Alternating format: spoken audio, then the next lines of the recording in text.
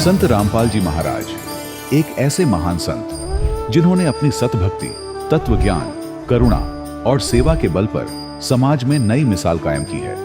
संत रामपाल जी महाराज की अगुवाई में उनके सभी सतलोक आश्रमों से समाज कल्याण के अद्भुत कार्यों ने समाज को सुनहरे भविष्य की एक नई उम्मीद दिखाई है। संत रामपाल जी महाराज से नाम दीक्षा लेने के बाद लाखों लोगों की लाइलाज बीमारियां जैसे कैंसर, एड्स आदि ठीक हुई। संत जी के ज्ञान से प्रेरित होकर उनके अनुयायियों ने लाखों यूनिट रक्तदान किया। संत जी ने लाखों बहन बेटियों का दहेज मुक्त विवाह करवाया।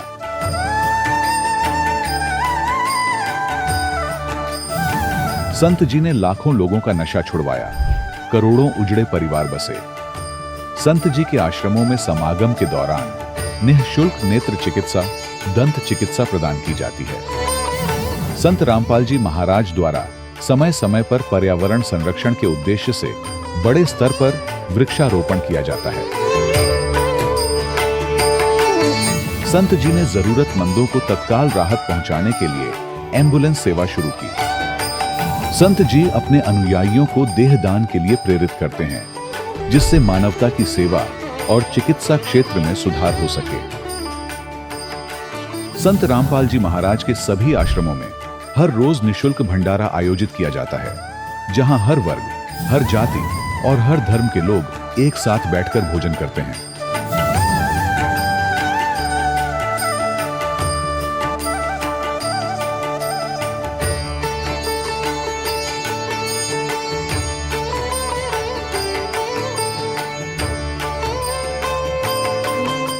संत रामपाल जी महाराज की अन्नपूर्णा मुहिम ने गरीब और बेसहारा लोगों के जीवन में एक नई ऊर्जा और उम्मीद को जन्म दिया है।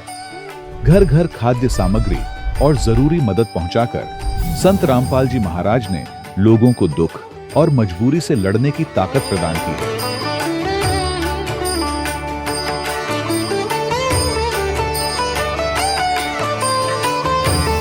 संत रामपाल जी महाराज द्वारा गरीब लोगों के लिए घर बनवाने का अद्भुत कार्य एक ऐसी मिसाल कायम कर रहा है जो सदियों सदियों संत जी की उदारता और दया भावना के तौर पर जाना जाएगा।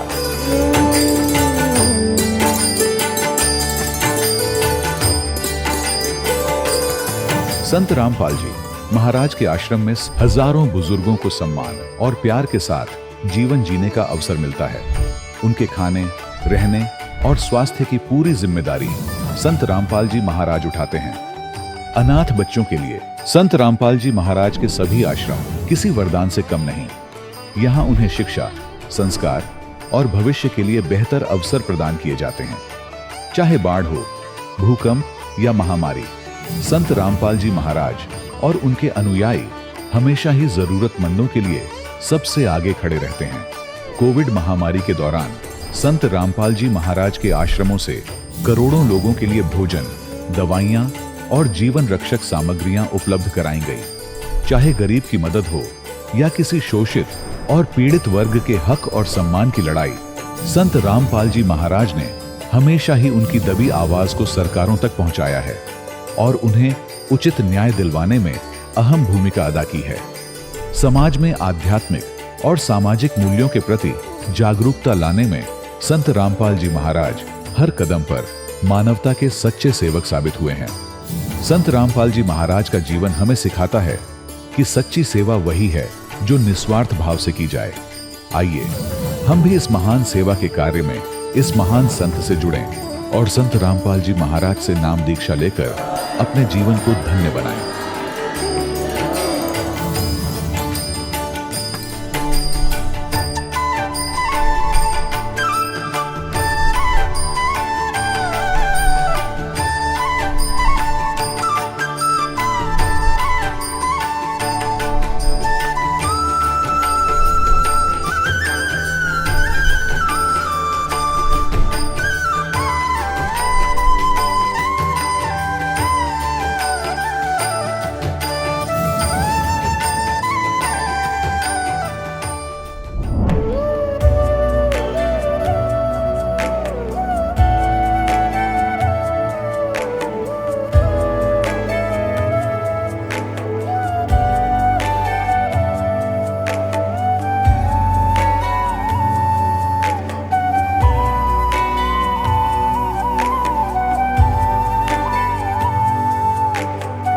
पूर्ण परमात्मा पाप कर्म दंड को भी काट सकता है। अभी तक जिस भी संत व महापुरुष से मिले, उन्होंने यही बताया कि पाप कर्म फल भोगने से ही समाप्त होगा।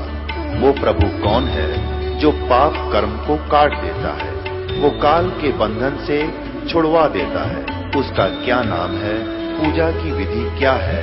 कृपया अवश्य सुनिए जगत गुरु तत्वदर्शी संत रामपाल जी महाराज के अमृत वचन। सत साहिब दर्शकों, जब मनुष्य पूरी श्रद्धा से अपने धर्म में प्रचलित भक्ति साधनाएं करता है और फिर भी उसे कोई लाभ नहीं मिलता, तो वह अपने ही कर्म और श्रद्धा पर शंका करने लगता है। फिर चाहे वह शिक्षा हो, व्यवसाय हो या भक्ति ही क्यों ना हो। दर्शकों, कुछ ऐसी ही कहानी थी राजस्थान के रहने वाले नाथूलाल जी की। नाथूलाल जी ने बचपन से ही हिंदू धर्म में प्रचलित सभी प्रकार की साधनाएं की, पूजा पाठ, व्रत उपवास, मंत्र जाप और मंदिरों में दर्शन। लेकिन इसके बावजूद भी परेशानियां और बीमारियां इनका पीछा नहीं छोड़ रही थीं। लेकिन फिर इनके जीवन में एक ऐसा मोड़ आया जब इन्होंने संत रामपाल जी महाराज से नाम दीक्षा ली। दर्शकों, आज नाथूलाल जी का कहना है कि जब से मुझे संत रामपाल जी महाराज की शरण मिली है, तब से मेरा जीवन पूरी तरह से बदल चुका है। आज मैं और मेरा परिवार न केवल शारीरिक रूप से स्वस्थ हैं, बल्कि हमें आत्मिक शांति और शारीरिक सुख की अनुभूति भी हो रही है। दर्शकों, आखिर नाथूलाल जी ऐसा क्यों कह रहे हैं? आखिर संत रामपाल जी महाराज ने इन्हें ऐसी कौन सी दिव्य औषधि दे दी जिससे इनकी सारी परेशानियां और बीमारियां छूमंतर हो गईं? आखिर आज नाथूलाल जी जैसे लाखों श्रद्धालुओं क्यों कह रहे हैं कि केवल संत रामपाल जी महाराज ही शास्त्रों के अनुसार भक्ति दे रहे हैं और संत रामपाल जी महाराज ही पूर्ण संत हैं? आखिर इसके पीछे की सच्चाई क्या है? आइए सुनते हैं नाथूलाल जी की कहानी, उन्हीं की जुबानी। सर नमस्कार। नमस्कार जी। सर क्या नाम है आपका? मेरा नाम नथु दास है। कहाँ से आए हैं? सर जोधपुर राजस्थान से हूँ। संत रामपाल जी महाराज से नाम दीक्षा लेने से पहले आप क्या भक्ति साधनाएं करते थे? संत रामपाल जी महाराज जी से नाम उपदेश लेने से पहले अन्य देवी देवताओं की, जैसे हनुमान जी की है, शिव जी की है, कृष्ण जी की है, विष्णु जी की है और बाबा रामदेव जी की है, जो हमारे परिवार में जो परंपराओं से चलते आ रहे थे, उन्हीं अन्य देव देवताओं की भक्ति करते थे। और मंदिरों में जाना है, पितरों की पूजा करना है, जो समाज के अंदर प्रचलन था वो भक्ति करते थे। सर जो भक्ति साधना आप करते थे, उन भक्ति साधनाओं के करने से आपको क्या क्या लाभ मिले? जी देखो, ये भक्ति साधना के करने से हमें कोई लाभ नहीं मिला, क्योंकि वो साधना ही गलत थी, तो उसे लाभ मिलना ही नहीं था। भाई अगर उल्टा चलेंगे तो उसे लाभ मिलना ही नहीं है। तो वो परमात्मा बताते हैं, जैसे संत रामपाल जी महाराज जी बताते हैं अपने सत्संग प्रवचनों में, कि वो साधना ही गलत है। जैसे परमात्मा ने बताते हैं सत्संगों में कि 3 देव की जो करते भक्ति, उनकी कबू ना होती मुक्ति। तो इन 3 देवताओं के अलावा भी हम तो अन्य देवी देवताओं की भक्ति करते, तो उसे लाभ मिलना ही नहीं, उल्टा नुकसान ही होना, लाभ कैसे मिलेगा? संत रामपाल जी महाराज की शरण में आप कैसे आए? जी, हमारे गांव से एक मांगी दास नाम से भगत हैं, उन्होंने पहले नाम उपदेश ले रखा था और हमारे परिवार से भी है, रिलेटिव में हमारे भाई भी लगते हैं। तो वो हमें बार बार जब गुरुजियों के बारे में आते तो बताते थे कि हम परम संत से नाम ले रखा, लेकिन ऐसे नहीं बताते थे कि संत रामपाल जी महाराज जी मतलब शास्त्र अनुसार साधना बताते। वो जब भी आते थे हमारे घर ही रुकते, क्योंकि हम पहले से नशे पत्ते के आदि नहीं थे, तो हमारे घर पे रुकते और भंडारा करते। जब भी रुकते तो यही बताते थे, गुरुजियों का नाम लेके बताते थे कि रामपाल जी महाराज जी हमारे गुरु हैं और ये अच्छी साधना बताते, लेकिन ये नहीं बताते थे कि शास्त्र अनुसार साधना। धीरे धीरे वो आते थे, मालिक की दया थी, हमारे भी कोई पाप कर्म थे पहले, तुम नहीं आ पाए परमात्मा की शरण में। धीरे धीरे वो आते रहे, तो उन्होंने बोला जी आज परमात्मा की सत्संग है, आप चल रहे हो क्या? और इधर से हम इंश्योरेंस की एक एजेंसी ले रखी थी, उसमें काम कर रहा था दास। तो सोचा भाई वहाँ से भी कोई फ़ोन आ रखा चंडीगढ़ से, तो सोचा वो काम कर लेंगे और सत्संग भी सुन लेंगे परमात्मा के, चलो देखते हैं और देख के ताते हैं कैसे। तो फिर निकले थे हम यहाँ जोधपुर से बस में बैठ के। संत रामपाल जी महाराज जी के आश्रम में जाते ही हमें ऐसा अनुभव हुआ, मतलब कि पहले कई मंदिरों में गए होंगे, कई जगह गए होंगे, ऐसे कोई मंदिर नहीं छोड़ा। हम वैष्णो देवी के भी जाके आया था दास पहले, सब जगह ऐसी कोई देवी देवता का मंदिर नहीं छोड़ा जहाँ पे हम नहीं जाके आए थे। लेकिन कब मतलब वहाँ जाती है ना, ऐसा गलत ही अनुभव होता था या अनेक विचारधारा रहती थी। और संत रामपाल जी महाराज जी के आश्रम में हम घुसे भी नहीं थे, बाहर से भी ऐसा अनुभव हुआ कि वाकई में पूर्ण परमात्मा है, वो इधर ही विराजमान है, ऐसा अनुभव आज। संत रामपाल जी महाराज से नाम दीक्षा लेने के बाद आपको क्या क्या लाभ मिले? देखो जी, संत रामपाल जी महाराज जी से नाम उपदेश लेने के बाद इतने लाभ मिले। पहला लाभ तो ये कि हमारा मनुष्य जीवन है वो सफल हो गया। जैसे परमात्मा बताते हैं कि भक्ति के बगैर राजा है, वो भक्ति नहीं करेगा, अगला जन्म उसको गद्दे का होगा। और जो राजाओं की रानियाँ जो महलों में रहती है, अच्छे कपड़े पहनती है, काजू किशमिश के हलवे खाती है, ठीक है ना, तो वो भक्ति नहीं करेंगे ना, तो भक्ति नहीं करे, अगला जन्म कुतिया का होगा। और एक मतलब टूक के लिए सरायों के बाहर सराय करेगी और एक टूक के लिए तरसेगी। और जो सराय में रुके यात्री है वो एक टूक फेंकेंगे जो मतलब कि भरा हुआ होगा इस मिट्टी से, कंकड़ लगे हुए, वो भी खाने को तरसेगी। एक भक्ति के कारण परमात्मा कहते हैं ऐसी दुर्गति होती है। तो परमात्मा ने इतने लाभ दिए जी। देखो पहले दास ये पढ़ता था 8वीं क्लास में, तब एक संत के रूप में मतलब जिंदा महात्मा के रूप में परमात्मा आए थे, इस दास को मिले थे और बोला था बेटा, उस समय दास ये रामदेव जी की भक्ति करता था और मंदिर में पूजा करता था। मतलब मंदिर में रोज अगरबत्ती करना मेरा नित्य नियम था, रोज जाना था सुबह शाम, और गढ़ टंका बजाना, घंटोरा बजाना, ठीक है। तो परमात्मा आए थे, बोले थे बेटा तू एक ऐसे अन्य भक्ति करेगा जो सबसे अलग होगी। तो ये दास सोचता था अन्य भक्ति क्या, अभी रामदेव जी की नहीं होके और किसी देवता की हो सकती है, ये सोचता रहता बार बार। लेकिन वो मुझे दिमाग में नहीं आया कि अन्य भक्ति ये है परमात्मा की। अब पता चला संत रामपाल जी महाराज की शरण में आने के बाद ये पता चला कि अन्य भक्ति ये है। बाकी तो पहले नकली भक्ति करते थे हम, वाकई में पूरी नकली थी जी, उससे कोई फायदा नहीं होना। जी शारीरिक लाभ है, परमात्मा मेरे को स्वस्थ कर दिया। एक शारीरिक लाभ है परमात्मा की दया से, दास जब सत्संग में जाने की तैयारी थी और उस दिन मेरे गले में कोई इन्फेक्शन हो गया था। तो इन्फेक्शन होते ही मैं डॉक्टर के पास गया, MDM है या मथुरा दास माथुर जोधपुर के अंदर। तो डॉक्टर को दिखाया तो डॉक्टर बोले कि भाई आप गले में इतना बड़ा इन्फेक्शन है, आपको ऑपरेशन कराना पड़ेगा। मैंने कहा जी हम पूर्ण परमात्मा तदगुरु संत रामपाल जी महाराज की शरण में, और हम ही ऑपरेशन कराएंगे, हम ही दवाई लेंगे, तो फिर और क्या करेंगे? जो भक्ति नहीं कर रहे हैं, गलत साधना कर रहे हैं, वो क्या करेंगे? डॉक्टर हंसने लगे, बोला ऐसी बात है। मैं बिल्कुल जी, आप ठीक है, कोई ट्रीटमेंट हो दे दो गोली वोली, ऑपरेशन की आप बात मत करो। तो डॉक्टर बोला कोई बात नहीं है, ले लो ये गोली। तो दास से उस दिन खाना भी नहीं खाया जा रहा था, तो ब्रेड खा के दास फिर आश्रम गया। आश्रम जाते ही मालिक की दया से परमात्मा सदगुरु रामपाल जी महाराज की दर्शन की लाइन में लग गया। दर्शन की लाइन में जब खड़ा था दास, मैं हाथ जोड़ के ऐसे विनती कर रहा था, बोल रहा था गुरुजी हमें गले में इन्फेक्शन है, डॉक्टर ने बोला है कि ऑपरेशन होगा। तो परमात्मा बोले बेटा अगर भक्ति करने वाले को ऑपरेशन होगा तो फिर दूसरों को क्या होगा? सदगुरु रामपाल जी महाराज जी ने आशीर्वाद दिया। तो हमने भंडारे में जाके जी कम से कम 5 और 6 रोटी खाई थी मालिक की दया से। और इनके अलावा परमात्मा ये दास को सदगुरु रामपाल जी महाराज पूर्ण परमात्मा है। और इस दास को मतलब ये रामदेवरा जो मेला चल रहा है ना, उस मेले में परमात्मा 2014 की बात थी, दास घर से आ रहा था बाइक से, तो परमात्मा मतलब जिंदा महात्मा के रूप में आके दास को मिले थे। ये प्रचार कर रहा था दास ज्ञान गंगा का। तो मैंने सोचा भी ये जो रामदेवरा लोग जा रहे हैं पैदल, तो ज़्यादा झुंड में होते वो तो सुनते नहीं परमात्मा की कोई चर्चा, एक अकेले जा रहे थे। तो मैंने बोला इनसे चर्चा करते बाबा जी से। तो मैंने बोला बाबा जी देखो ये पुस्तक है ज्ञान गंगा है, पूर्ण परमात्मा तत्वदर्शी संत रामपाल जी महाराज आए हुए हैं, ये पुस्तक पढ़ो, इसमें पूर्ण परमात्मा की जानकारी दी हुई है। तो उन्होंने पुस्तक देखा, पुस्तक देख के ऊपर गुरुजियों का फोटो था, फोटो देखा, ऐसे दंडवत किया, सिर पे लगाया, फिर बोला ये है क्या जी? मैं कि हाँ जी हमारे सदगुरु रामपाल जी महाराज जी है, हमारे पूज्य गुरुदेव जी है। तो बोले अच्छा ठीक है जी, तो मेरे को भी चलना पड़ेगा इनकी शरण में? मैं कि जी देखो आपको क्या पूरे विश्व को इनकी शरण में चलना पड़ेगा, क्योंकि पूर्ण परमात्मा की शरण में पूरे विश्व को आना ही पड़ेगा, चाहे कैसे भी आओ। तो बोले ठीक है जी मैं भी चलूंगा। ऐसे कह के मेरे सामने से अंतर ध्यान हो गए। तो मुझे एकदम पूरा हुआ, मैंने कि जी परमात्मा ही थे, और मैं इनको दंडवत भी नहीं कर पाया, फिर एकदम रोम रोम खड़े हो गए थे मेरे जी। और बहुत से लाभ मिले जी। परमात्मा किले पे सेवा चल रही थी, जोधपुर किला मेहरानगढ़ दुर्ग है, वहाँ भी परमात्मा के दर्शन देके गए थे।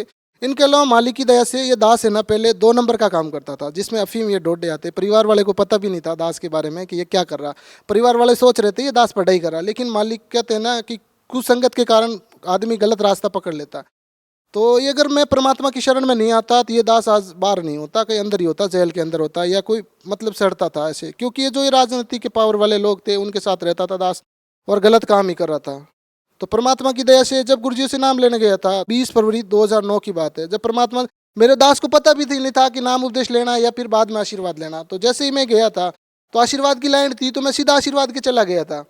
तो आशीर्वाद दिया, गुरुजी ने बताया, बोले बेटा नाम ले लिया? मैं नहीं गुरुजी नाम तो नहीं लिया। तो चल बाहर जाके नाम लेके आ। फिर बाहर गया, फॉर्म भरवाया, नियम देखे। भक्तों ने बोला भाई ये नियम है, आपको ये नियम पालन करोगे? मैंने कहा जी जरूर करेंगे, क्यों नहीं करें। एक बार तो लगा कि हम गलत काम कर रहे हैं, फिर ये जैसा, तो फिर लगा नहीं यार कोई बात नहीं, नाम तो ले लेते मालिक की दया से। तो फिर नाम लिया, फिर गुरुजी से आशीर्वाद लेने गया। सदगुरु रामपाल जी महाराज जी ने चरण सेवा दी और 5 मिनट तक इस दास को गले लगाए रहे और बोले बेटा क्या काम करते हो? भक्ति करने आए हो? मैंने कहा जी हाँ भक्ति करने के लिए आए परमात्मा सदगुरु रामपाल जी महाराज जी। ये दास कुत्ता है, ये आपकी भक्ति करने के लिए आया। तो बोले बेटा पहले क्या काम करते थे? मैंने बोला गुरुजी काम तो 2 नंबर के ही हैं, गलत है, परिवार को पता नहीं है। गुरुजी ने बोला बेटा देखो जहर है, जहर आपको पता चल जाता है इस डिब्बे में जहर है तो अपने बच्चे को खिलाओगे? मैंने कहा नहीं गुरुजी ऐसे नहीं हो सकता, नहीं खिला सकता हूँ। तो बोले बेटा ये भाई बहन है, जो ये जहर खिला रहे हो ये भाई बहन है। तो मैंने बोला गुरुजी आज के बाद ऐसा काम नहीं करूँगा। दास उसके बाद ये काम ही नहीं किया मालिक की दया से।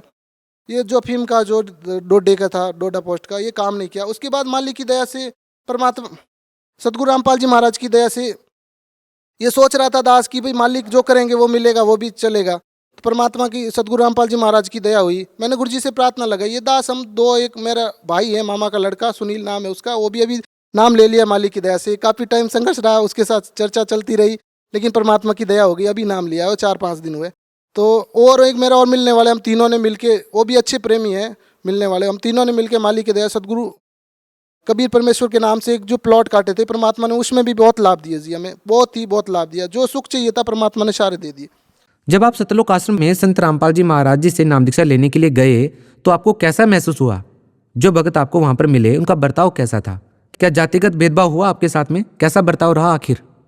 जी देखो, सदगुरु रामपाल जी महाराज के आश्रम में जब हम गए ना, मुझे ऐसा लगा कि वाकई में यही है अपना ओरिजिनल समाज।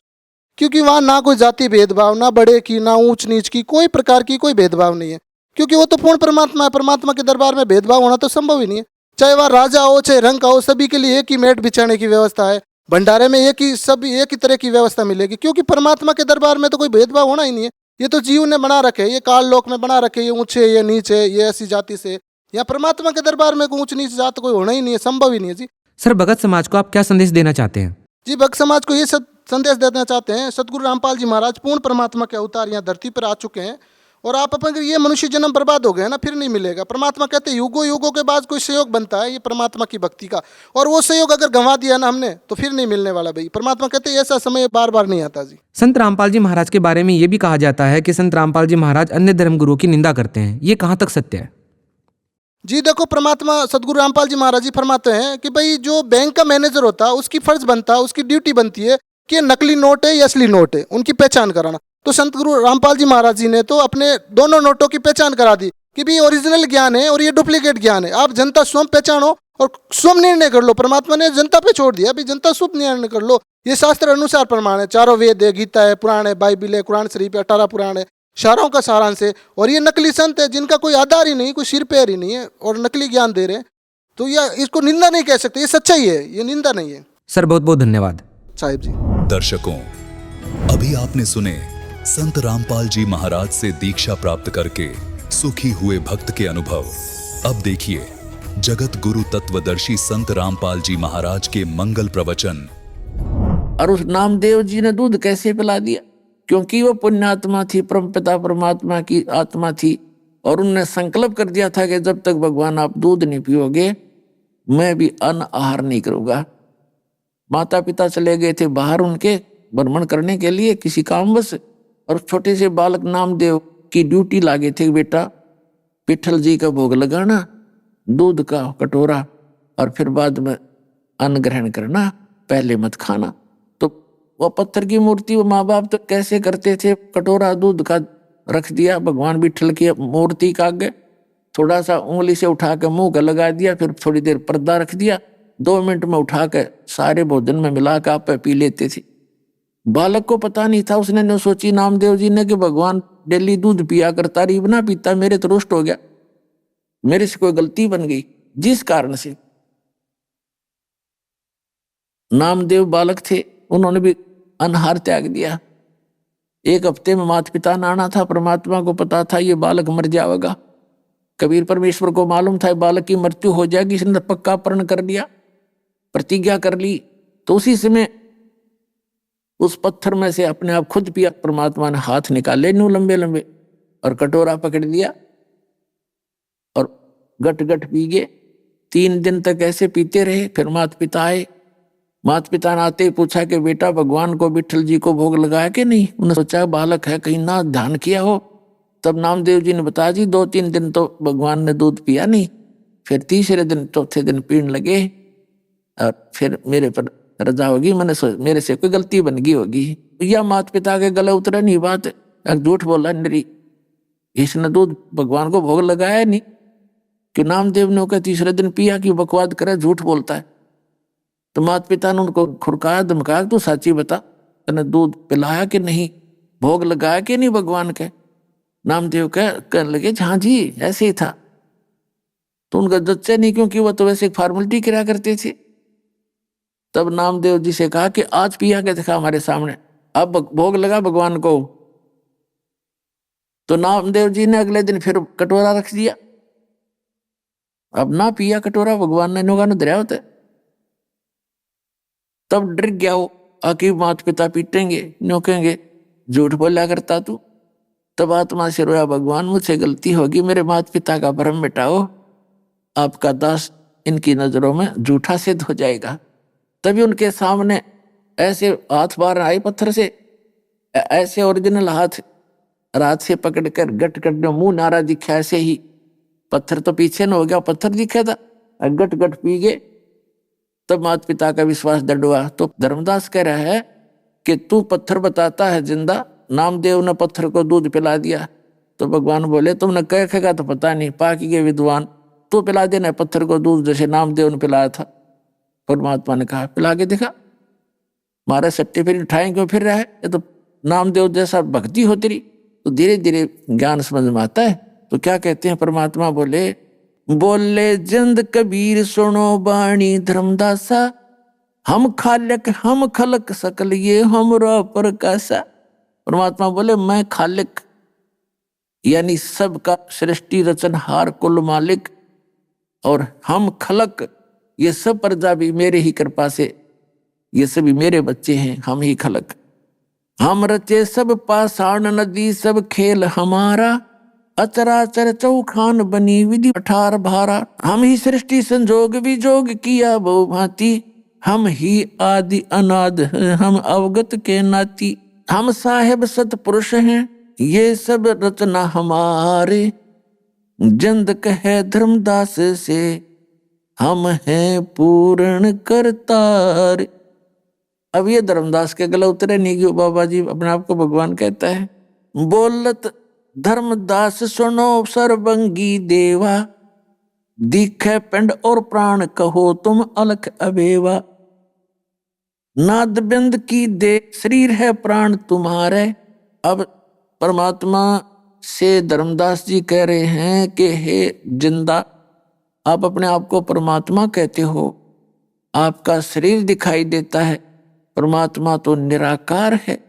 अब देखो हमारी बुद्धि का सतर कितना था। हम विष्णु जी के उपासक थे, शंकर जी की मूर्ति भी हम घर रखते थे, विष्णु जी की भी रखते थे, और फिर आपस में डिस्कस होती थी कि ध्यान लगाते हैं, ध्यान में केवल परमात्मा दिखाई देता है, भगवान थोड़ा दिखता है, परमात्मा का प्रकाश दिखाई देता है। परमात्मा ध्यान में नहीं दिखाई देता, परमात्मा का प्रकाश दिखाई देता, वो तो निराकार है। हम भगवान को निराकार मानते थे, विष्णु जी की पूजा करते थे एज ए गॉड। ठीक था ना हुआ बाई का ज्ञान हमारा। तो अब धर्मदास जी भी उसी सतर का जीव था जैसे हम थे पहले। धर्मदास जी ने कहा कि आप एक तरफ तो अपने आप को भगवान बताते हो और आपका शरीर दिखे, भगवान तो निराकार है। तो परमात्मा बोले धर्मदास देख, मेरा शरीर जो है ये मैं विधेयी हूं। धर्मदास जी कहने लगे आपका देही दिखाई दे रही है और आप कहते विधेयी। तो परमात्मा ने कहा मेरा जो शरीर है शुक्रम अकायम असनाविरम, ये देख तेरे जैसी काया नहीं है। जब उन्होंने ऐसे हाथ लगा कर देखा धर्मदास ने, रूई जैसा हाथ था भगवान के शरीर। कहते मैं विधेय हूं लेकिन आपसे अन्य देही है, मेरी भिन्न देही है, आप जैसी नहीं। बोलत धर्मदास सुनो सर्वंगी देवा, दीखत पिंड और प्राण कहो तुम अलख अबेवा। नाद बिंद की देह शरीर है प्राण तुम्हारे, तुम बोलो बड़ी बात नहीं आवत दिल हमारे। तुम्हारे शरीर दिखे और बात करो तुम बड़ी बड़ी, मेरे गले या उतरे नहीं तेरी बात के आप भगवान हो। खान पान स्थान देह में बोलत दीसम, कैसे अलख स्वरूप भेद कहियो जगदीसम। कैसे रचे चंद और सूरज ये नदी गिरवर पाषाणा, और कैसे पानी पवन धरणी पृथ्वी आसमाना। कैसे सृष्टि संजोग विजोग करी किस भांति, कौन कला करतार कौन विद अवगत नाती। अब परमात्मा से कहा कि आप किस प्रकार भगवान हो, किस प्रकार तुम उस परमात्मा से नाती हो, और कैसे आपने सृष्टि रची वो बताइए। तो परमात्मा ने उसको पूरी सृष्टि सुनाई थी, सृष्टि रचना। बोलत जंद अबंध सकल घट साहेब सोई, निर्वाणी निज रूप सकल से न्यारा होई। हम ही राम रहीम करीम पूर्ण करतारा, हम ही बांधे से तू चढ़े संग पद्म 18। हम ही रावण मार लंका पर करी चढ़ाई, हम ही 10 सिर मार देवताओं की बंद छुटाई। हमारी शक्ति से सीता सती जती लक्ष्मण हनुमाना, हम ही कल्प उठावे करत हम ही सहमाना। अपने आत्माओं क्या बताते हैं परमात्मा कि तुम अभी बालक हो, इस ज्ञान से परिचित नहीं हो, इसलिए आप जी जो श्री राम को मानते हो कि श्री रामचंद्र जी ने रावण मारा, पुल बना दिया था, इसकी भी कहानी भिन्न है, आप उससे परिचित नहीं हो। जब श्री राम जी थक चुके थे, रावण मर नहीं रहा था, वो उसकी गर्दन उतार देते थे, फिर नई गर्दन आ जाती थी। विभीषण ने बता भी दिया था कि इसकी नाभि के अंदर अमृत है, जब तक नाभि डिस्टर्ब नहीं होएगी तब तक यो मरेगा नहीं। ते शुरुआत बता दी थी, लक्ष्मण ने सारा वेद बता दिया था। जब के न्यारा जब कति थक लिया था, श्री राम भी महसूस कर चुका था कि ये तो मरना मुश्किल है, तब ये भी एक जीव है और प्रार्थना की अंदर से आत्मा रोई। आत्मा का साथी है परमात्मा। तब मालिक ने कहते हमने ही फिर वो अपनी शक्ति से उसका रावण की नाभि में तीर मारा। जब वो मरा ना, तो कितने दिन से लग रहा था राम उसको मारने के लिए, जब ना मरा फिर परमात्मा ने सुनाया कि सुन ले, एक तुझे वो कथा सुनाता हूं कि पुल किसने बनवाया था। धर्मदास जी बता रहे थे कि भगवान श्री राम ने समुद्र पर पुल बनाकर लंका पर चढ़ाई करी थी युद्ध करने के लिए, धावा बोला था। तो परमात्मा ने कहा कि तुम ये भी कहते हो कि हनुमान जी ने पत्थरों पर राम का नाम लिख दिया, इसलिए पत्थर तेरे। फिर आप ये भी कहते हो कि नल और नील ने, उनके हाथों में शक्ति थी, उनके हाथों से पत्थर नहीं डूबते थे, जिस कारण से पुल बना। है कोई सिर पैर तुम्हारी इस राम कहानी का? ये दास बताएगा भगवान की लीला, वो पुल कैसे बना था। जैसा कि भगवान खुद कहते हैं, चारों युग में मेरे संत पुकारे कूक कहा हम हेल रे, हीरे माणक मोती बरसे ये जग चुगता ढेल रे। परमात्मा बताते हैं, सतयुग में सत सुकृत कह टेरा, त्रेता नाम मुनिंदर मेरा, द्वापर में करुणा में कहाया, कलयुग नाम कबीर धराया। तो चारों युगों में परमात्मा आते हैं। सतयुग में उनका नाम रहता है सत सुकृत, और त्रेता में वो मुनिंदर ऋषि नाम धर कर आते हैं, और द्वापर में करुणा में, और कलयुग में कबीर नाम से वो सुप्रसिद्ध होते हैं। तो एक समय की बात है, जब परमात्मा कबीर जी यानी पूर्ण ब्रह्म मुनिंदर ऋषि के रूप में प्रकट थे, उस समय ये नल और नील दोनों मौसेरे भाई थे। इनकी मां सगी बहन थी, और ये दोनों मेंटली डिस्टर्ब थे, तीन ताप से और प्रारब्ध के कष्ट से ये दुखी थे। इन्होंने शब्द ऋषि महर्षियों से दीक्षा उपासना लेकर जो साधना उन्होंने बताई वो करके देख ली थी, उनको कोई भी राहत प्राप्त नहीं हुई थी। और सभी ऋषि महर्षियों ने ये कह दिया था, ज्योतिषियों ने, कि बेटा ये तुम्हारे प्रारब्ध का दुख है, तुम्हें भोगना ही पड़ेगा, आजीवन ऐसे ही रहना पड़ेगा, इसका कोई विकल्प नहीं। लेकिन ये आत्मा नहीं टिक सकती, क्योंकि इसको मालूम है कि परमात्मा एक अजब शक्ति है, वो दुखी को सुखी किया करता है, फिर भी वो भटकते ही रहते हैं। इसी दृष्टिकोण से जब परमात्मा मुनिंदर नाम से आए हुए थे ऋषि रूप में, वो पहले ऋषि लोग दरियाओं के किनारे सत्संग किया करते थे, प्रवचन किया करते थे, ज्ञान सुनाया करते थे, और वहाँ छोटी मोटी झोंपड़ी आश्रम बनाकर रहा करते थे। इसी प्रकार परमात्मा खुद मालिक रहा करते थे, मुनिंदर ऋषि के रूप में एक आश्रम बना रखा था। नल और नील को पता लगा कि बड़े प्रभावशाली ऋषि हैं, बहुत से लोगों को सुख दिया है, तो वो भी वहां चले गए। सिर पे हाथ रखते ही दोनों स्वस्थ हो गए। एकदम उनके शरीर से जैसे पहाड़ उतर गया हो। दोनों एकदम स्तब्ध रहे कि सचमुच ये तो भगवान है। चरण पकड़ लिए, हे भगवान, हम तो आपके आश्रम में सेवा करा करेंगे, हमारा तो जीवन दान दे दिया। तो परमात्मा बोले, कोई बात ना बेटा, अपना भजन करो और सत्संग हो तब आ जाया करो, तुम सेवा करा करो। तो वहां सत्संग के अंदर दुखी अधिक आते हैं परमात्मा के दरबार में हमेशा, जब भी वो आए हैं, क्योंकि वो हमारे पिता हैं और हमने इस काल के लोक में गलत काम कर करके, पाप कर करके इतने पाप इकट्ठे कर लिए कि हमें वो भोगने में बड़े मुश्किल हो रहे। और वो दयालु है, इसके पास एक पावर है कबीर भगवान के पास के जब ही नाम हृदय धर्यो भयो पाप को नाश, अरे जैसे चिंगारी अग्नि की वो पड़े पुराने घास। ये हमारे पापों का नाश करके हमें सुख करते हैं और फिर भक्ति के लिए प्रेरित करते हैं। तो वहां बूढ़े बुजुर्ग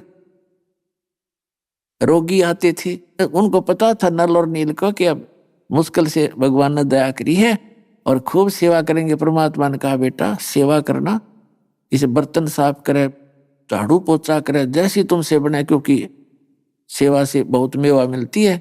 बूढ़े बुजुर्ग भक्त आते हैं, इनकी किसी कपड़े धोए, बर्तन धोए। पहले बर्तन अपने अपने साथ ले जाया करते थे, सत्संग में जाते 2-4 दिन, और पहले से बर्तन हुआ कर छोटे मोटे, कोई थाली कटोरी होगी। तो वो क्या करते थे, बर्तन धोने जाते या कपड़े धोने के लिए ले जाते अन्य रोगियों के, वृद्धों के, जो भी सत्संग में दिन में सुनते थे।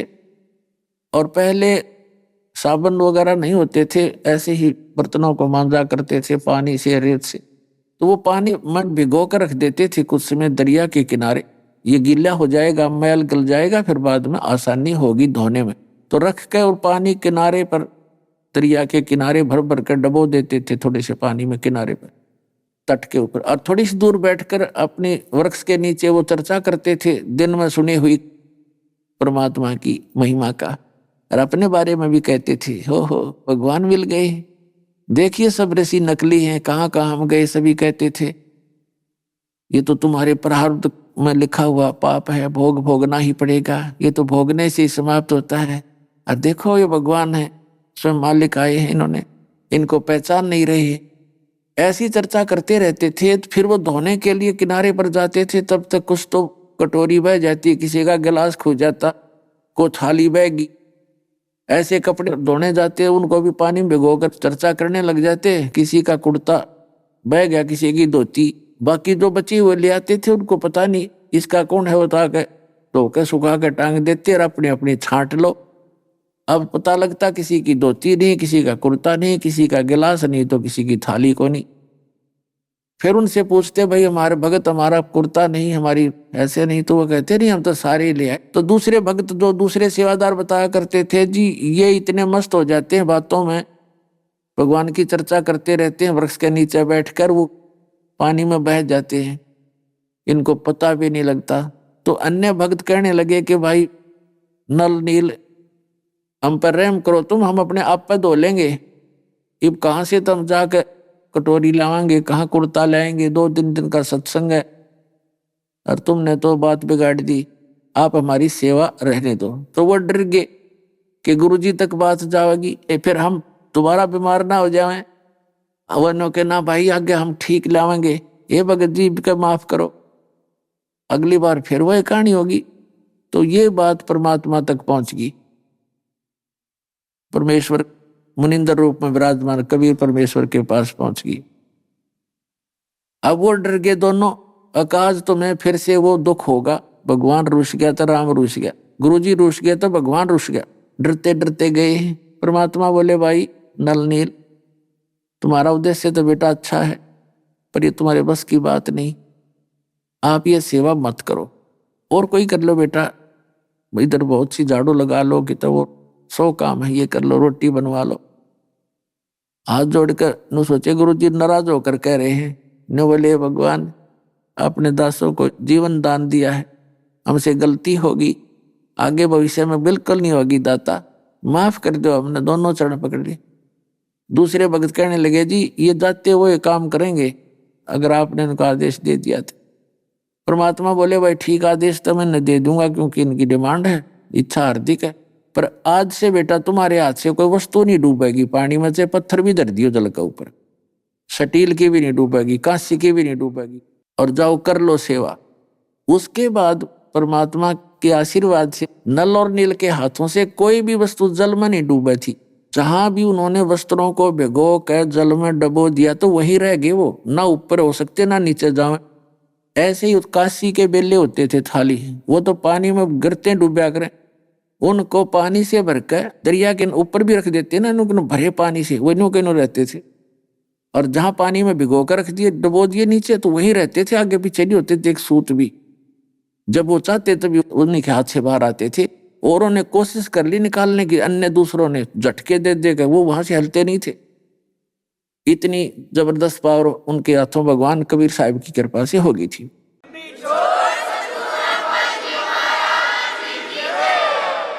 अब ये समुद्र पुल की जो बात है कि जब धर्मदास जी को परमात्मा बता रहे हैं कि जिस समय श्री रामचंद्र जी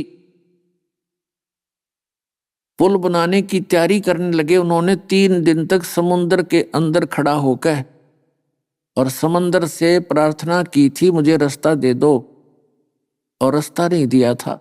हाँ जी, धर्मदास जी ने यह कथा तो सुने रखी थी सारी। तो उस समय भगवान आपके श्री रामचंद्र जी ने कहा था लक्ष्मण से कि मेरा अग्नि बाण दे लक्ष्मण, ये लातों के भूत बातों से नहीं मानते, इस समुद्र को जला दूंगा मैं अभी। जो ही श्री रामचंद्र जी ने अग्नि बाण छोड़ना चाहा, उसके छोड़ने से क्या होता, समुद्र पूरा जल जाता, पूरा समुद्र नष्ट हो जाता जल के। तब समुद्र आया विपर रूप बना के, ब्राह्मण का रूप बना के, और कहा से भगवान आप ये जुल्म ना करो, आप तो पाप के भागी होगे, इसमें जीव जंतुओं का अंत नहीं कितने हैं, और पृथ्वी डामाडोल हो जाएगी। तो यदि समुद्र को आप सोख दोगे तीर से तो ये खड्डा बन जाएगा, इतना गहरा खाई था फिर भी नहीं जा सकते वहां पर। ये ऐसा काम करो सर्प भी मर जावे, लाठी भी ना टूटे। तब श्री रामचंद्र जी ने पूछा कि वो कौन सी विधि है, वो बता फिर। अब ये नल नील और भी वहीं पहुंच रहे थे लाठी ले ले। कहते हैं आपकी सेना में नल और नील नाम के 2 सैनिक हैं, भक्त हैं, और उनके हाथों में ऐसी शक्ति है कि वो पत्थर भी रख देंगे ना मेरे ऊपर, वो जल में डूबेंगे नहीं। तो नल नील की आवाज लगाई, नल नील दोनों चलकर आगे। तब श्री रामचंद्र जी ने कहा कि भाई कोई ऐसी तुम्हारे पास पावर शक्ति है? कहाँ जी, अपना आत्माओं यहाँ मार खाता ये प्राणी अभिमान करता है, थोड़ी सी भक्ति हो जा, थोड़ी सी सेवा कर ले, उसे थोड़ी बहुत सिद्धि भगवान की भक्ति से आ गई तो अंडी पाक जाते हैं, पंसारी बन जाते हैं हल्दी की गांठ से। तो ये मार खाते हैं प्राणी, कभी भूल का भी कोई सिद्धि दिखाना नहीं, और हो जाए तो कहना कि नहीं हमारे बस की बात नहीं है। क्योंकि आपकी भक्ति से आपके अंदर ऐसी भक्ति शक्ति हो जाएगी, आप किसी को कहोगे भला होगा, उसका भला हो जाएगा, आपको हानि होगी। किसी का बुरा सोचोगे उसका बुरा हो से जाएगा, लेकिन आपको नुकसान भी होगा, आपकी भक्ति खत्म होगी। तो नल नील ने सोची आज तारीख खूब नंबर बन गए, हनुमान भी फेल, अंगद भी फेल, आज तो सारे अरे तुम्हारी वाह वाह हो जाएगी। तो श्री रामचंद्र जी ने कहा भी एक ट्रायल करके दिखाओ, कोई पत्थर रखो उठा करके जल पे लाए, उठा के दोनों एक एक पत्थर रख दिया उन्होंने फटाफट, यूं रखते ही डूब गया। तो उसने भी रखा दूसरे ने, वो भी डूब गया। तब रामचंद्र जी कहने लगे जैसे विपर रूप में, ब्राह्मण रूप में खड़े समंदर से, मानो रामचंद्र जी ये कहना चाहते हैं कि झूठ बोल रहा है तो इनके हाथों में ऐसी पावर तो है ही नहीं। तब उसी समय रामचंद्र जी के बोलने से पहले ही उस विपुर रूपधारी समंदर ने कहा कि नल नील तुमने गलती कर दी, आज आपने अपना गुरुदेव याद क्यों नहीं किया। तब उन्होंने अपनी गलती महसूस हुई, क्योंकि ये जीव यहां मार खाता है कि कहीं हम भगवान ने याद करें तो ये नो ना सोच ले रामचंद्र की इनमें शक्ति कोई ना, इन्होंने तो किसी से उधारी मांगी है। इसलिए उन्होंने उस दिन परमात्मा भी याद नहीं किया। और कबीर साहब कहते हैं जैसे माता गर्भ को राख यत्न बना और ठेस लगे तो छन्न हो तेरी, ऐसे भक्ति जा। कि जैसे माता को गर्भ रहा हो मुश्किल से किसी बहन बेटी को, और फिर वो उस गर्भ की कितनी चिंता रखती है, कितनी केयर टेक करती है। हे भगवान, ऊंचे नीचे पर पैर ना टिक जा, मेरा बच्चा खराब ना हो जावे। रात को सोते समय भी, करवट लेते समय भी एकदम उदड़क के उठती है कि बच्चे का दाब ना लगी हो, खराब ना हो जाए। तो ऐसे परमात्मा कहते हैं कि तुम्हारे अंदर ये सत भक्ति रूपी, इस भक्ति के मंत्र से आपके अंदर भक्ति रूपी गर्भ पल रहा है। और इस भक्ति को अगर तुम थोड़ी सी भी लापरवाही कर दोगे, आपकी ऐसे भक्ति नाश हो जाएगी जैसे माता गर्भ को रखे यतन बनाए और ठेस लगे तो क्षण हो जा। अगर उसका कोई झटका लग जाए तो वो बच्चा नाश हो जाता है, पेट गर्भ। तो ऐसे भक्ति नसावे, आपकी भक्ति भी जरा सी लापरवाही से ऐसे नाश हो जाएगी जैसे नल और नील की होगी। अब ब्राह्मण रूप में खड़े थे जो समुद्र ने कहा कि अब इन्होंने अपनी भक्ति बिगाड़ दी। तब उन्होंने अपने गुरुदेव को याद किया, रोने लगे, कहते पहुंचूंगा क्षण एक में जन अपने के काज। एक क्षण में परमात्मा थोड़ी सी दूर आते नजर आए। नल्ली ने कहा कि गुरुजी आगे, गुरुजी आगे, वो आगे, वो आगे, दोनों उनके चरणों की तरफ दौड़े। तो सबका ध्यान उधर गया, परमात्मा निकट आ गए। तब श्री रामचंद्र जी ने कहा कि हे ऋषिवर, आज मेरे ऊपर आपत्ति आई हुई है। सारी कहानी कथा सुनाई और मुझे लंका से पार होना है। आज मेरा दुर्भाग्य है कि आपके इन भक्तों के हाथों में भी वह शक्ति नहीं रही। मेरे दुर्भाग्य के कारण इनसे भी पत्थर नहीं तर रहे। तो परमात्मा ने कहा, अब इनके हाथों से कभी कोई वस्तु तरह भी नहीं गई। इनके अंदर मन में दोष आ गया, अभिमान हो गया। तब श्री रामचंद्र जी ने कहा कि भगवान फिर हमारा क्या होगा? रजा करो, आप जब इनको शक्ति दे सकते हो अपने शिष्यों को, तो हमारा भी कुछ रास्ता निकालो। तब परमात्मा ने कहा ठीक है। एक हाथ में परमात्मा कबीर जी के मुनिंदर रूप में, ऋषि रूप में आए हुए थे। एक सोटी थी डंडी, जैसे डोगा सा होता है। उस डंडी के साथ साथ एक लाइन खींच दी, रेखा। एक पहाड़ के चारों तरफ से रेखा घुमा दी कि लो भाई, इसके बीच बीच के पत्थर उठा लियो, ये नहीं डूबेंगे। अब ले उठाकर बड़े बड़े पत्थर रखने लगे। नल और नील एक शिल्पकार भी थे। उन्होंने उनको छोल छाल कर पैरेलल से कर एक दूसरे में फंसा कर रखे थे, और वो तेरे थे उस परमात्मा कबीर जी के आदेश से।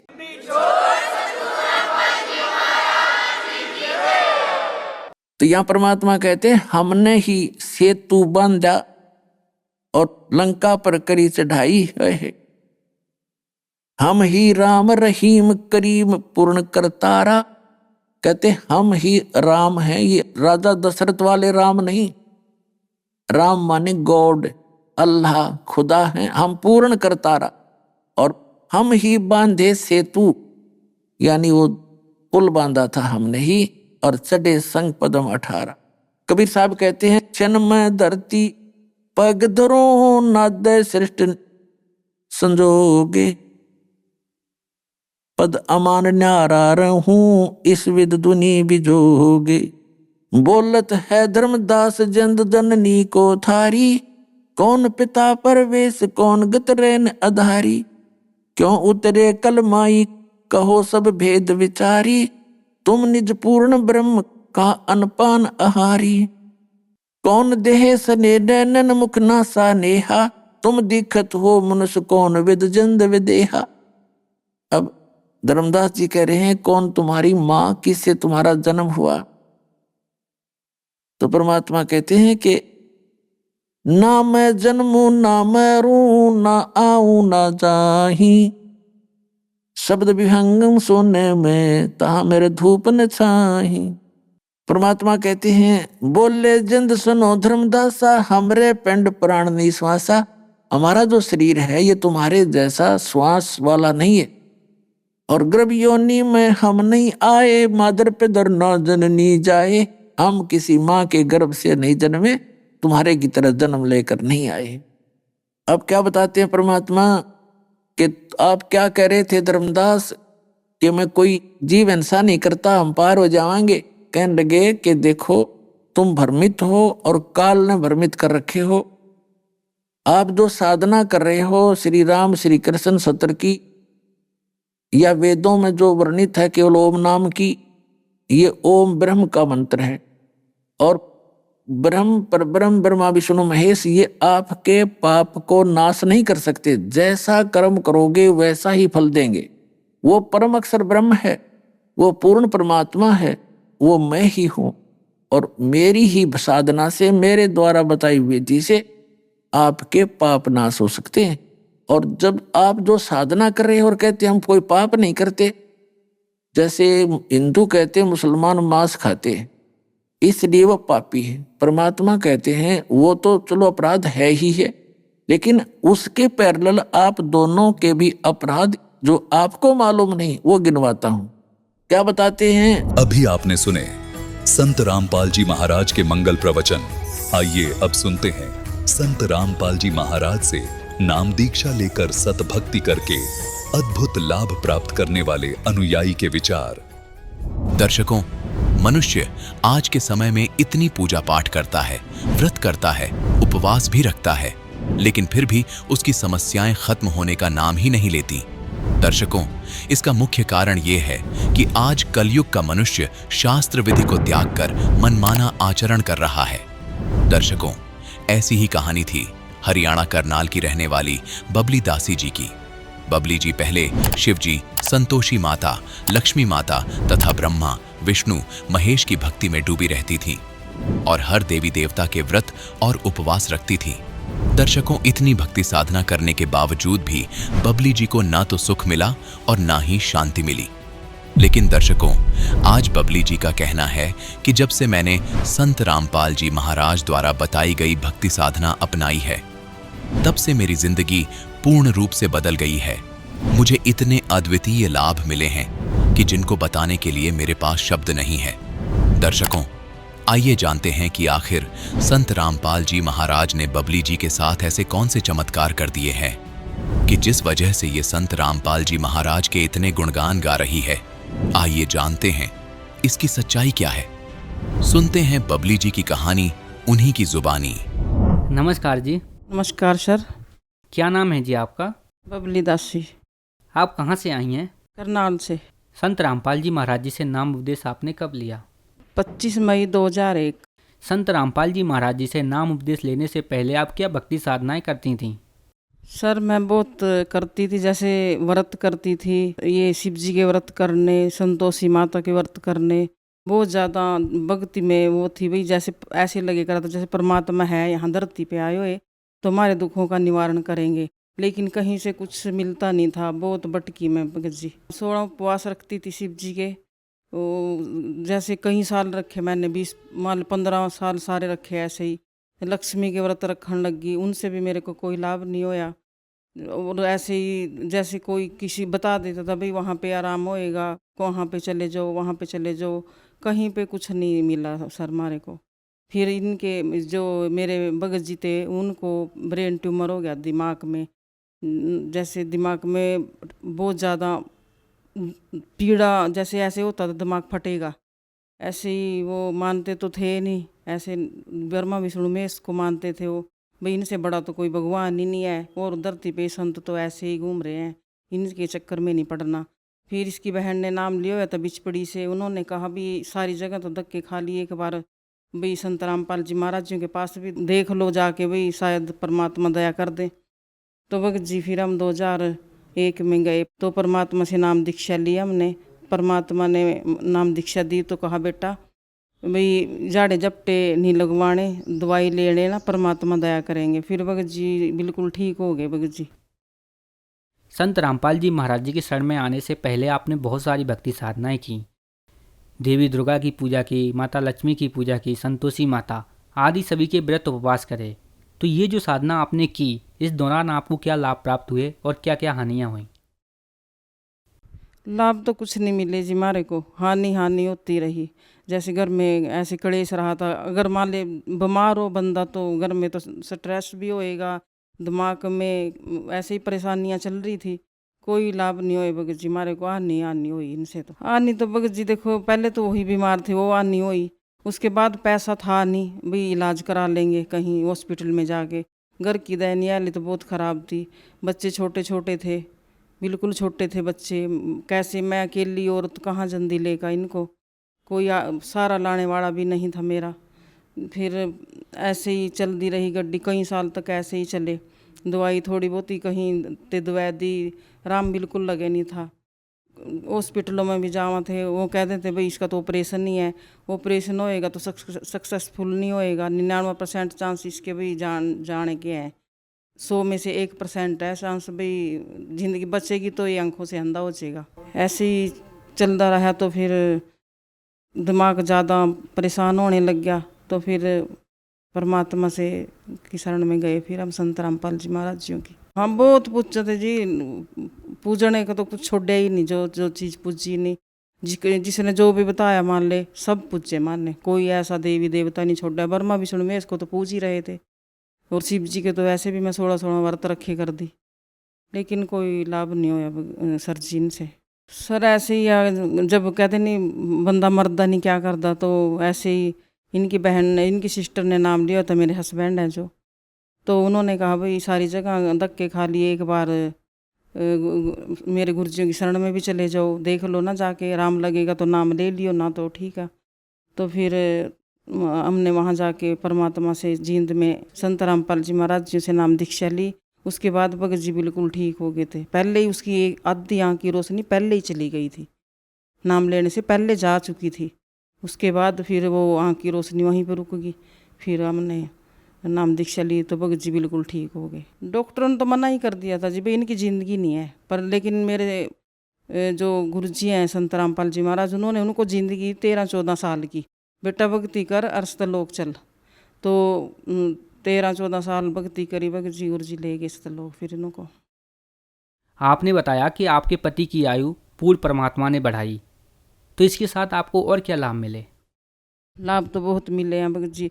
जैसे भगत जी तो चले गए, उसके बाद दयनीय हालत इतनी ख़राब थी। मान ले औरत अकेली घर में, बच्चे पढ़ाई कर रहे, तो घर में कैसे कहाँ से आएगा, कुछ खाने ने पीने ने भी सब कुछ चाहिए। बच्चे की पढ़ाई थी, जैसे बच्चे प्राइवेट स्कूल में पढ़े कर दे मेरे, तो वो पता नहीं बस परमात्मा की रजा ऐसी थी। उन्होंने सर थे जो इनके, उन्होंने कहा भाई बच्चों को 12वीं तक पढ़ाई ऐसे फ्री कराएंगे। देखो जी प्राइवेट स्कूल में कौन ऐसा है जो फीस भी नहीं लेगा ना एडमिशन लेगा, लेकिन मेरे बच्चे फ्री पढ़े हैं जी 12वीं तक। बच्चों के लिए तो उन्होंने सर ने नॉन मेडिकल भी कर दिया स्कूल में, जबकि नॉन मेडिकल नहीं था स्कूल में। वो कहने लगे बच्चे लायक हैं, बहुत अच्छे हैं, क्यों तो परमात्मा के बच्चे थे, हमारे क्या बच्चे थे, वो परमात्मा के बच्चे। तो उन्होंने ऐसे ही पढ़ाई। फिर भगत जी ऐसे जैसे लॉकडाउन लगना था, लॉकडाउन लगने के बाद बच्चे अभी कहीं सेट नहीं हो सके थे। बच्चे तो मान लो पढ़ाई चल ही रहे थे। वो बड़े वाला जो था लड़का, वो डिप्लोमा करने लग रहा था नीलोखेड़ी से, छोटा भी बिल्कुल छोटा ही था ये। तो ऐसे ही फिर परमात्मा ने एक बार जैसे आ रहा था नहीं कॉलेज से, तो बस में चढ़ने लगे, वो बस चल दी एकदम। वो बैग था पीछे उसके, जैसे चढ़ने लगा नहीं तो बस चल गई एकदम। तो लड़का ऐसे लटक गया उसमें, बस में लटके लटके, तो मान ले ऐसे 5-6 मान ले मिनट तक ऐसे घिसता चला गया। लेकिन परमात्मा ने ऐसा होया तो वैसे जैसे गिरा भी नहीं, तो पहिया बिल्कुल थोड़ा ही बच गया। संत रामपाल जी महाराज जी ने वहाँ भी रक्षा करी तो बच्चा बच गया। घर आके फिर बताया उन्होंने। और दूसरा लाभ भगत जी, जैसे हमारे को डेंगू होया लॉकडाउन लगने से पहले भी, कोई आर्थिक स्थिति हमारी बिल्कुल ख़राब थी। मैं अकेली घर में जैसे फैक्ट्री में जाती थी, काम करती तो कितने कमा ले बंदा, लेडीज की कोई थी नहीं, माने 100-150 रुपये ऐसे कमाती थी, मैं कुछ नहीं जी। भगत जी मेरे हाथ भी गड़ गए थे, देखो ये हाथ गड़े पड़े, अब तो सेट कर दिए परमात्मा ने। तो ये बच्चे छोटे थे, जैसे वो डिप्लोमा कर रहा था, तो परमात्मा ने ऐसे सपने में आए, जैसे मैं प्रार्थना कर दी थी गुरुजियों से, भाई परमात्मा आपके बच्चे हैं, आप ही देखो इनको। तो जैसे गुरुजियों ने सपने में आए, बेटा टेंशन मत लिया कर, बड़े बेटे का जैसे इन्होंने फार्म भरे हुए थे नहीं, तो गुरुजी बोले बेटा एक पेपर में बेटा क्लियर हो जाएगा और ये लग जाएगा, टेंशन ना लिया कर। तो फिर ऐसे ही बना भगत जी, बेटे की रेलवे में सरकारी जॉब लग गई। अभी तो 21 साल का ही होया था, छोटा ही था, इतनी एज भी नहीं थी बच्चे की। तो क्यों परमात्मा ने देखा आगे जाके, जैसे लॉकडाउन में तो सब कुछ बंद हो गया, तभी मेरे बच्चे खाएंगे कहाँ से। परमात्मा ने देखो इतनी बड़ी वो दे दी मारे को, बच्चे की सरकारी नौकरी लगी रेलवे में, वहीं क्वार्टर मिल गया। और उसके तो 3 पेपर क्लियर हुए बगैर, जिसके बाद भी फिर भी BSF में और पुलिस में, लेकिन की तो उन्होंने रेलवे में ही। और जैसे फिर मेरे को डेंगू होया, डेंगू होने के बाद तो मेरी प्लेटलेट्स बिल्कुल कम डाउन चली गई थी, बिल्कुल ख़त्म ही, मान ले बिल्कुल ही ख़त्म हो गई थी, जैसे 40-30 हज़ार ऐसे ही रह गई थी। तो डॉक्टरों ने कहा भाई इसकी तो भाई प्लेटलेट भी कम आ रही है, खून में भी इसके कम जा हो रहा, तो इसको खून ये प्लेटलेट चढ़ानी पड़ेंगी। लेकिन परमात्मा से जैसे हमने प्रार्थना लगाई तो गुरु जियों ने, संत रामपाल जी महाराज जियों ने तो 1,80,000 मेरी तीसरे दिन प्लेटलेट्स बढ़ा दी। ऐसे ही बच्चों को या फिर लगातार हो या तीनों माँ बेटों को, बड़े बेटे को उसकी भी ऐसे ही 30-40 हज़ार रह गई, और वो वहीं जॉब कर रहा था, जॉब भी कर रहा था लेकिन शरीर भी चल रहा था, लेकिन इसमें तो बिल्कुल डाउन हो जा। जबकि वो ड्यूटी दे के फिर घर आया, फिर उसको एडमिट कराया, परमात्मा ने अगले दिन उसको भी ऐसे ही जीवन रक्षा दी। तीनों माँ बेटों को मारे को, तीनों को डेंगू होया था। जैसे एक बार मेरे को नहीं डॉक्टर ने नाक की हड्डी के बारे में बताया था, जैसे मेरे को एलर्जी बहुत रहने लगी थी, छींकें लगती थी, नाक से पानी ऐसे बहता था जैसे कोई टूंटी चल रही हो, ऐसे दिक्कत बहुत ज़्यादा होने लगी थी। तो फिर गुरुजियों से नाम उपदेश लेने के बाद मेरे को ये भी बीमारी ठीक हुई। एक बार जैसे भगत जी थे, उनको नहीं पित्ते में पत्थरियाँ बता दी, जैसे पित्ता पटने वाला था, मान ले ऐसी कंडीशन में थे। मैं आश्रम में गई हुई थी, भगत जी बीमार हो रहे थे मान ली घर पे, लेकिन परमात्मा ने फिर भी उनकी रक्षा कर रखी थी। क्यों ठीक थे बच्चों के साथ, बच्चे छोटे थे। तो फिर अगले दिन जैसे डॉक्टर पे लेके गए, वो कहने लगे भाई इनकी तो ये पित्ते की थैली पटने के चांस थे, ये बच कैसे रहा है, तो इनका ऑपरेशन कराओ जल्दी। तो जैसे भगत जी ऑपरेशन कराना था हमने, तो पैसे मेरे पास थे ही नहीं, क्यों उस टाइम तो कोई घर में था ही नहीं, लगे कोई इंश्योरेंस थी ही नहीं, तो पैसे थे नहीं मेरे पास एक भी रुपया। मेरी जेब में 200 रुपये, और मैं हॉस्पिटल में एडमिट करा दिया मैंने भगत जियों को। तो भगत जी कहने लगे भाई मेरे को कुछ खाने को चाहिए, तो मैं जैसे लेने गई नहीं, तो मेरे दिमाग में ऐसे चल रहा था भाई परमात्मा कैसे होएगा, अब क्या करूं मैं कहाँ जाऊं अकेली, कोई साथ देने वाले तो ऐसे ही होते हैं, फिर कोई नहीं, वैसे साथ देते भी हैं, पर ये वो जो कहते नहीं परिवार के ऊपर बीतती हो तो उसको ही पता है।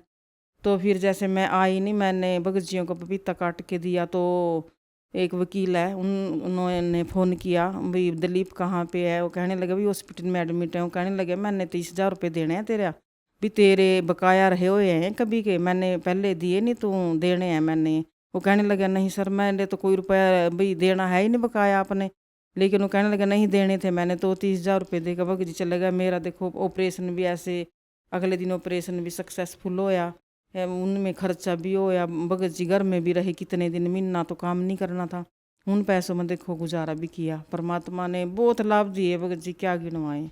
कुल मिलाकर संत रामपाल जी महाराज जी से जुड़ने के बाद आपको अनेकों लाभ प्राप्त हुए। तो जो श्रद्धालु आज आपको टीवी पर देख रहे हैं, उन्हें आप क्या संदेश देना चाहती हैं? देखो जी, संदेश तुम्हारे संत रामपाल जी महाराज जी देते हैं, जन जन को संदेश देने लग रहे हैं परमात्मा। हमारी तो यही वो है, प्रार्थना है जगत से भी, ये धरती पे संत रामपाल जी महाराज पूर्ण परमात्मा आए हुए हैं, और इनसे नाम दीक्षा लो और अपना मोक्ष कराओ। संत रामपाल जी महाराज जी से यदि कोई नाम उपदेश लेना चाहे तो कैसे ले सकते हैं? ये जो संत रामपाल जी महाराज जी नाम दीक्षा लेना चाहते हैं, तो हर जिले में नामदान सेंटर हैं हमारे गुरुजियों के, काफ़ी चैनल चलाए हुए हैं परमात्मा ने, तो उन पे नीचे पीली पट्टी चलती है, कॉन्टैक्ट नंबर साथ में दिए हुए हैं। तो जो श्रद्धालु नाम दीक्षा लेना चाहता है तो वहाँ से कॉन्टैक्ट करके नाम दीक्षा ले सकता है। बहुत बहुत धन्यवाद आपका। सत साहिब।